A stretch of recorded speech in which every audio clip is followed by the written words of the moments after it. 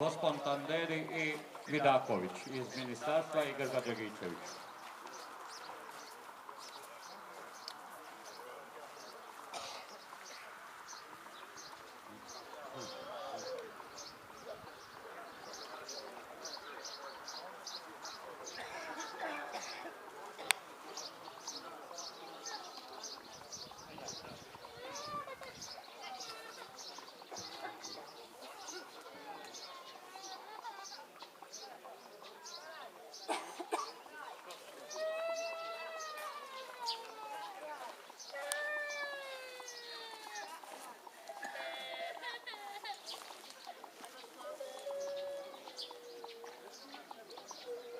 Sad ćemo pristupit će polaganju vijenaca i palenju lampiona udruge proiztekle iz Domovinskog rata, izaslanstvo udruge dragovoljaca Domovinskog rata općine Sunja, Kvidra općina Sunja i županijska podružnica Sisačko-moslavačke županije udruga.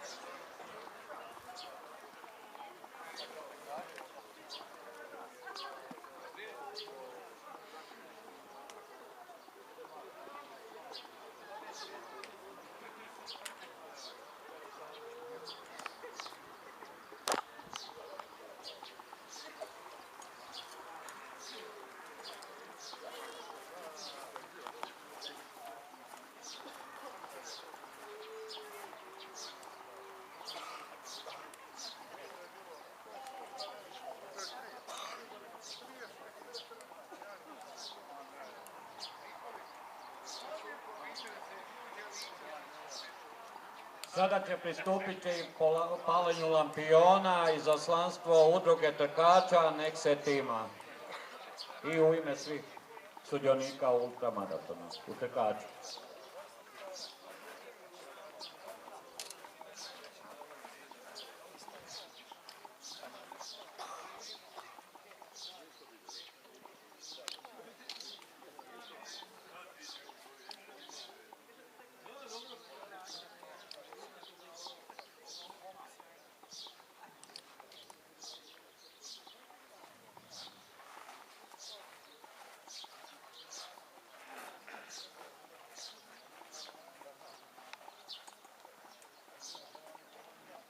Sada će pristupiti palenju lampiona udruga općine Sunja koje imaju, znači tu su motoklub, udruga hrvatskih žena, ne znam, još ima od udruga lampion, da mogu doći ovdje i pristupiti palenju lampiona.